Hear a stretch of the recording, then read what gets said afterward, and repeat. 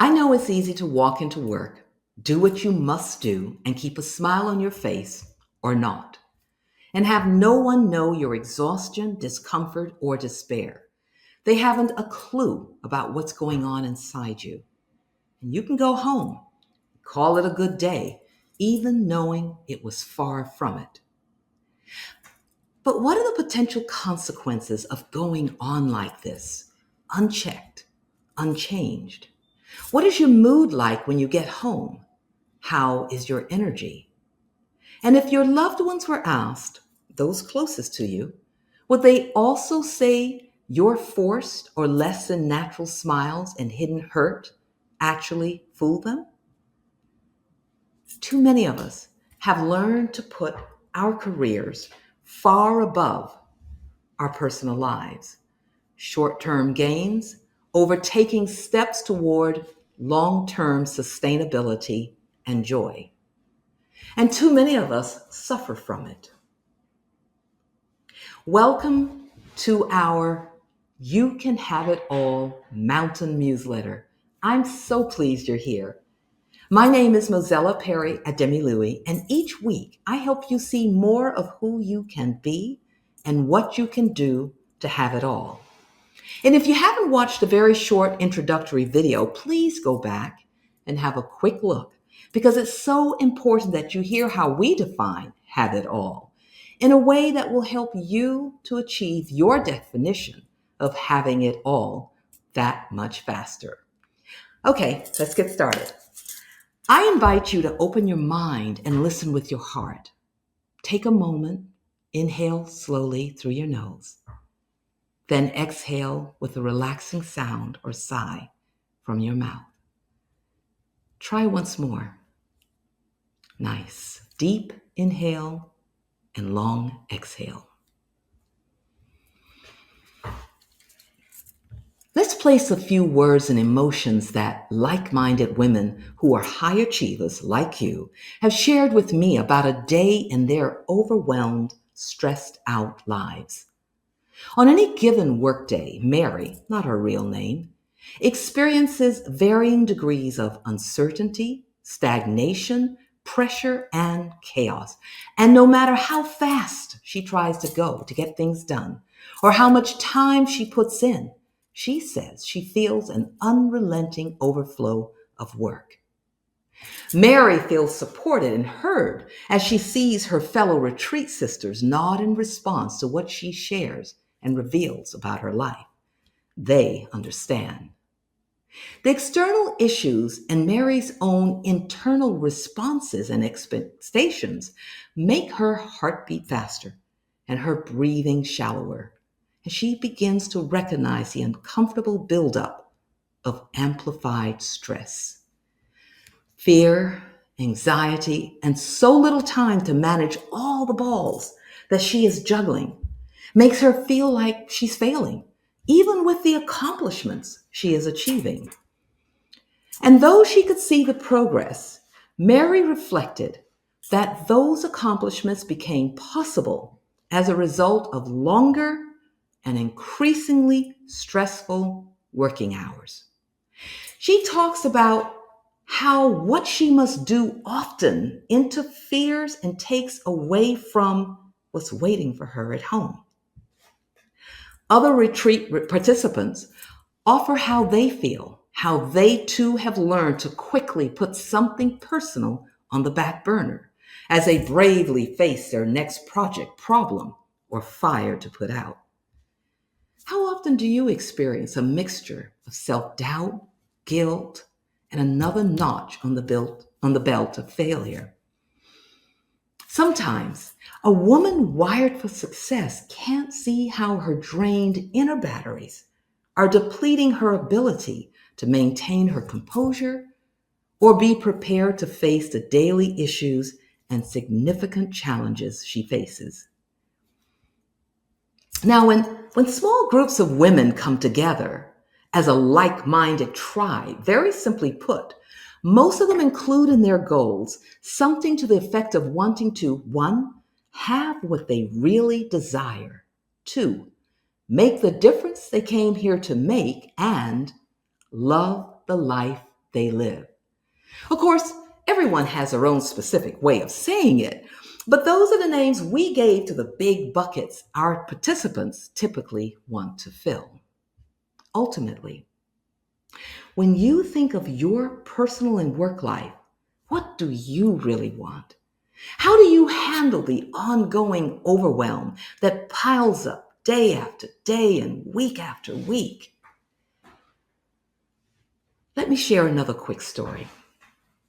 Deidre, whose real name is also changed to protect her identity, found herself, and I quote, this is quoting Deidre, buried under a mountain of debt caused by a very bad business investment. The business eventually failed, leaving me saddled with a seemingly insurmountable amount of debt. In my office, I summarized the debt I owed on a blackboard that I updated every 2 weeks. Deidre's testimony further states, after attending Mozella's workshop in 2016, where I outlined my steps for climbing the Great Barranco Wall, I realized that my wall was not insurmountable. The workshop helped me stop worrying and start climbing. Now I ask you, what are the practices that you regularly use when you step out each morning? How can you be the best version of yourself day in and day out when you don't know how to diffuse the stress buildup from the previous days, weeks, or months? And what does it ultimately cost you to keep pushing yourself as you witness your emotional reactions get the best of you? If you haven't acknowledged or fixed what's currently taking a toll on your life, please keep this in mind. What you don't acknowledge, you can't fix. I can't be more direct than that. And as Albert Einstein notably said, you can't solve a problem at the same level of thinking that created those problems. And I know many of you have heard this before. Research from HeartMath, I'll tell you more about them when we get into the details of how you can have it all. As I was saying, HeartMath research tells us that the stress hormone, cortisol, which is produced during emotional reactions such as anxiety, fear, or helplessness, sets in a motion of cascade of biological changes within you that can last for many hours if you don't know how to replace them with renewing or empowering responses. You see, I understand that most of us don't know that emotions such as worry, frustration, and anxiety set in motion a cascade of over 1,400 biochemical and hormonal processes that severely deplete our energy. Imagine you left home upset, then you get to work and you feel like the sky is falling all around you. You push through a stress-fueled day and get home even more stressed as a result of your commute. The relaxed evening you so desperately need becomes a rush to have dinner and finish chores.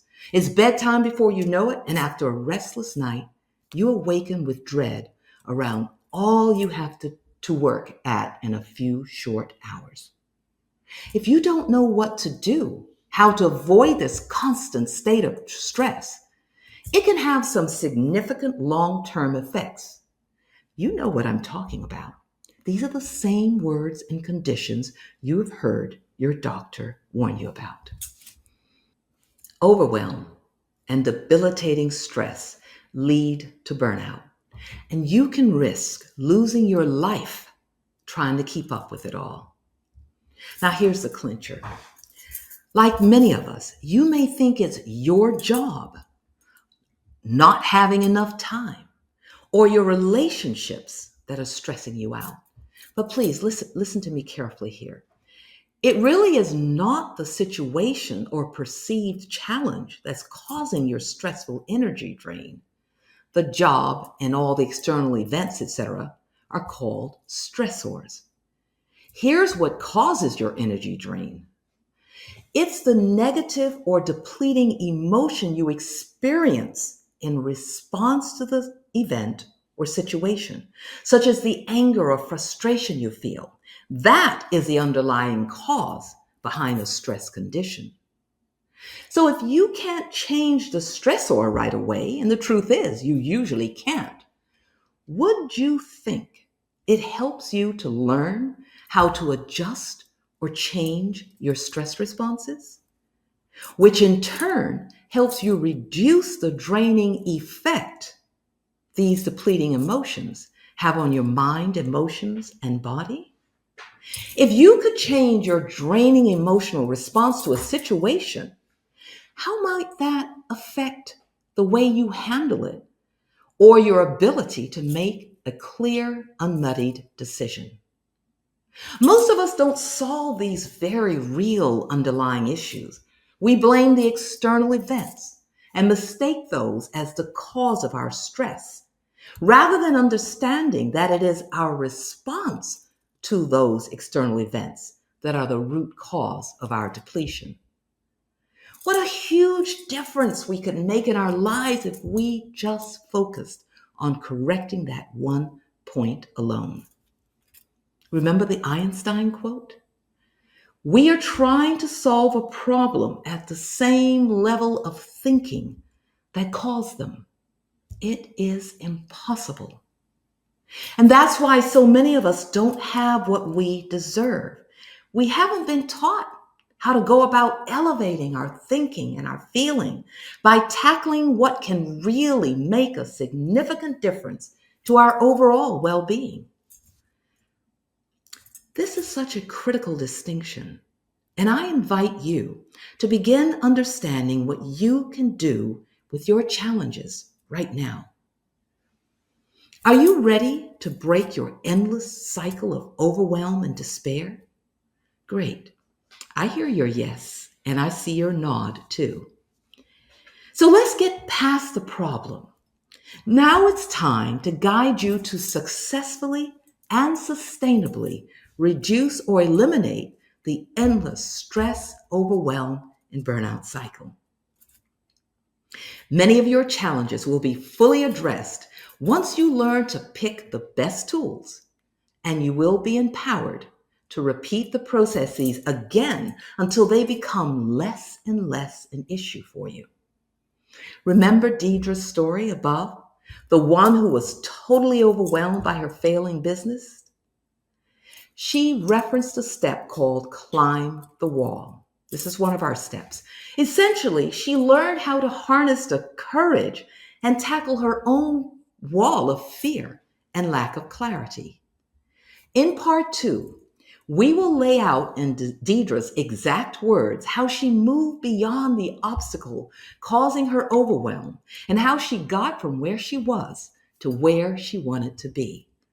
And the great update is that her stories have continued to get better ever since she started her climb. How? Because Deidre keeps applying specific steps that help her expand and continue moving toward greater results and her mountain peak goal. Over the last 15 years, I have had the honor to work with so many women just like you, who share their own unique stories about how they made transformative changes in their lives. In fact, you will see us refer to different techniques over and over again because they work. We would never throw fancy terminology at you and leave you to figure it out. Our climb team wants you to be able to define it, understand it, and confidently and effectively use what we share with you to make a substantial transformation in your life. That's what having it all really means. It's not magic, but you do have to intentionally and persistently apply what you learn. But then you get to watch it work as if it was magic. Again, it does take implementing simple, effectively applied habits that you will enjoy adding to your routines. Why? Because they work. Nothing else and no other reason you would want to continue, right? So I invite you to spend some quality time thinking about how a typical day in your life really feels. Then write it down, perhaps in your journal. What do you feel within your expansive heart space? Remember, it's not the stressor that has the power over you. It is the stress, and that you can control. I hope you're as excited as I am. For premium members in the next video, I'll show you some specific techniques to start solving your obstacles, challenges, and problems so you can begin to have it all. Grab your journal and let's go.